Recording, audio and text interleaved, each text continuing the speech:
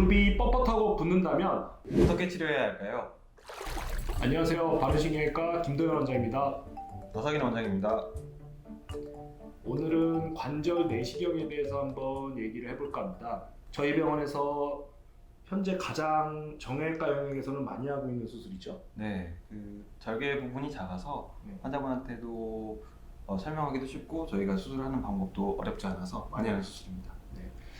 제가 알기로는 가장 관절경, 무릎 관절경을 네. 가장 많이 하는 진단명이 반월상 연골 손상으로 알고 있는데 네, 맞습니다. 반월상 연골 손상이라고 하는 것은 구체적으로 어떤 질환인가요? 반월상 연골판은 그 관절 모양이 있으면 연골이 이 파란색 부분 연골인데 파란색 경골과 대퇴골 요 사이에 있는 파란색 연골 사이에 위치한 일종의 타이어 같은 조직입니다. 섬유 조직인데 얘의 역할은 체중도 전달해주고 이 연골들을 보호해주고 관절의 안정성을 증가시키는 역할을 하는데 얘가 외상으로 운동 중에 다치거나 넘어지거나 아니면 사고로 인해서 외상이 있거나 아니면 퇴행성으로 오래 쓰다 보면 얘네가 좀 찢어지면서 파열되는 경우들이 있는데 이거를 전체적으로 설명할 때 반월상 연골판 파열이라고 합니다.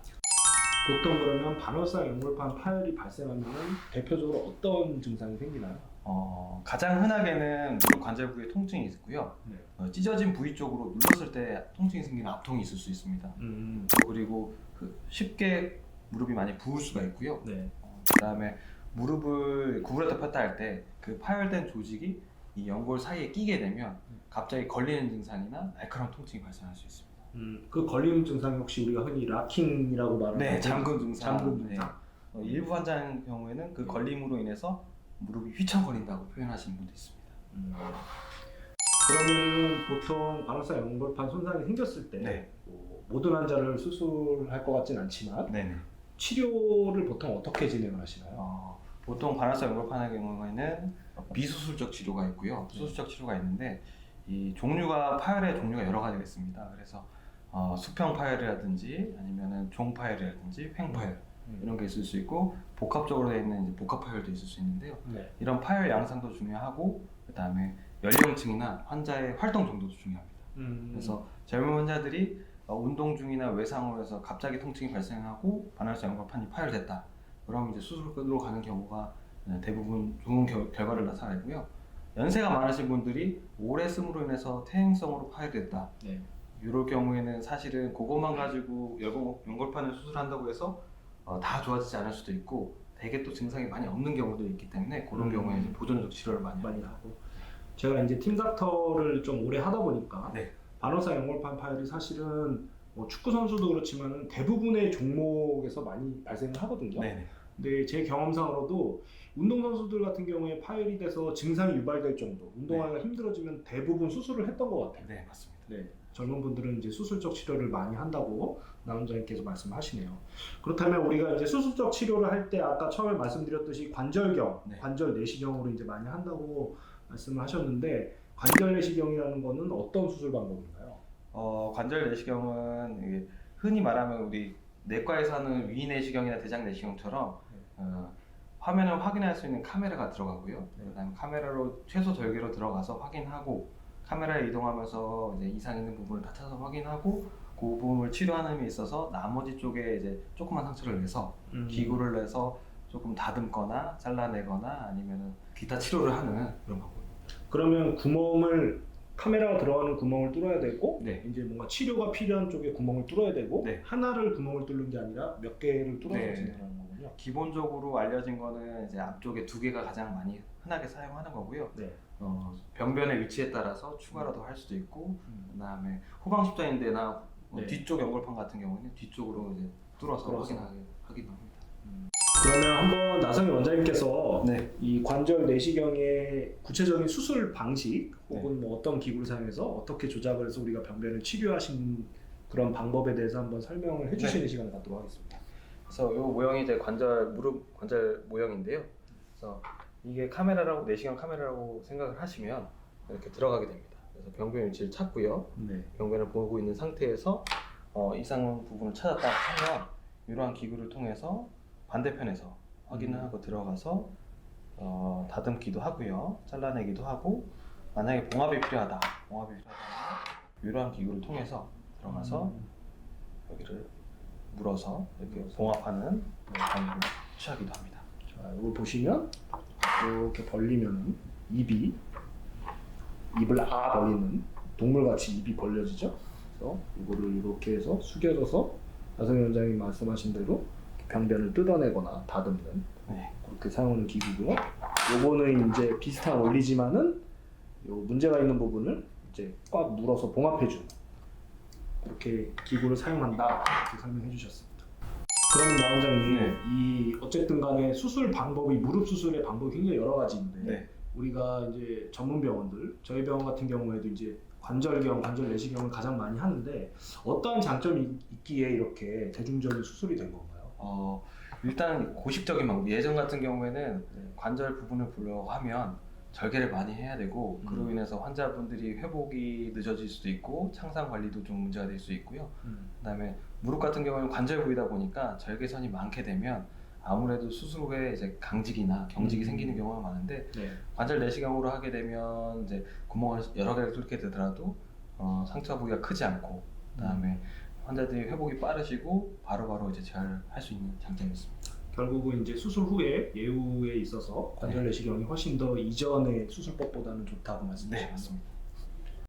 그러면 우리가 반월상 연골판 손상이 이제 가장 흔하다 무릎 질환 중에 말씀하셨는데 이 질환 말고도 여러 가지 질환이 있을 수 있는데 관절 내시경으로 치료를 할 수 있는 질환들이 반월상 연골판 손상 말고 또 어떤 질환들이 있나요? 우리 김도현 원장님께서 팀닥터를 많이 해보셔서 알겠지만 운동선수들 같은 경우에는 운동 중에 이제 전방 십자인대나 후방 십자인대가 다치는 경우가 많은데 네. 그런 수술도 이제 관절 내시경을 이용해서 충분히 다 할 수 있고요. 그다음에 연세가 조금 있으신 분 같은 경우에는 우리가 연골, 관절 연골들이 조금 결손되거나 떨어져 나가거나 이런 경우가 있는데 그럴 경우에 관절 연골을 성형한다든지 아니면은 재생술을 한다든지 할 때 관절경으로 충분하게 시술을 할 수가 있습니다.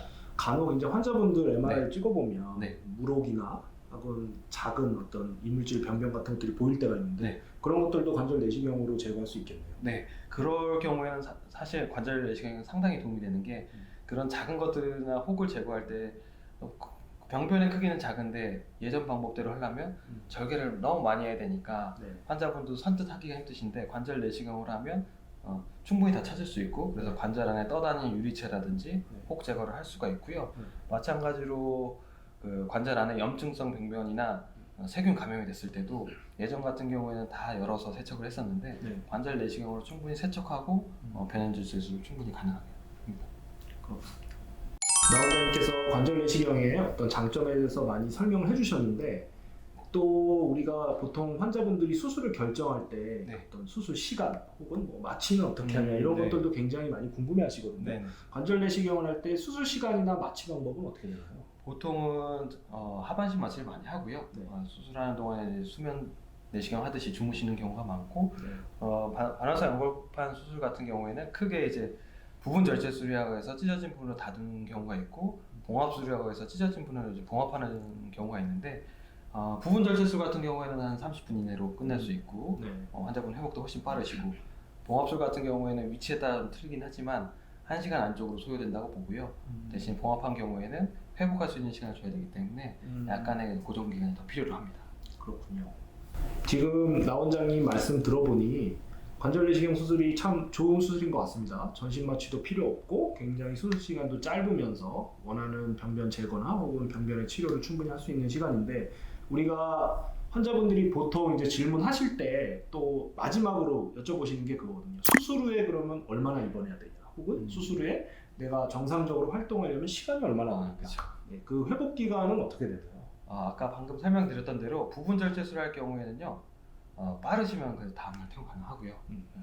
그 다음에 딛는 것도 체중을 딛고 보행하시는 것도 다음날부터 바로 가능합니다. 대신에 이제 2주 정도는 창상 관리랑 그다음에 걸어도 되지만 이제 좀 붓거나 좀 통증이 있을 수 있기 때문에 그런 이제 안전 가림을 조금 2주 정도 해주시면 되시고요. 네.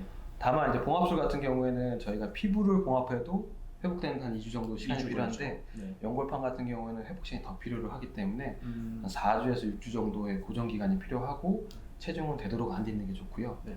그 다음에 이제 단계적으로 보통 이제 깁스를 해서 고정을 하는데 그 뒤로는 이제 단계적으로 관절 운동을 조금씩 늘려가면서 재활 운동을 하게 됩니다. 알겠습니다.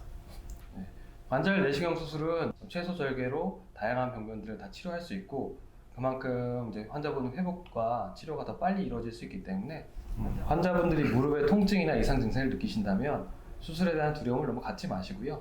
병원에 빨리 내원하셔서 저희 진료를 하시고 어떤 부분이 이상했는지 확인하고 필요하다면 관절 내시경 같은 이제 어렵지 않은 수술로 치료를 하는 것이 도움이 될 것 같습니다. 오늘은 관절 내시경에 대해서 한번 알아봤는데요. 저희 나 원장님께서 관절 내시경의 어떤 장단점이나 환자분들께서 궁금해하시는 것들에 대해서 자세히 설명을 해주시는 그런 시간을 가졌습니다. 이상으로 오늘 시간을 마치고 다음번에는 또 다른 내용으로 환자분들 찾아뵙도록 하겠습니다. 이상 바른신경외과 김도현 원장이었습니다. 나석일 원장이었습니다. 감사합니다. 이건 만든 거나? 만들었습니다. 한번 중간에 점검.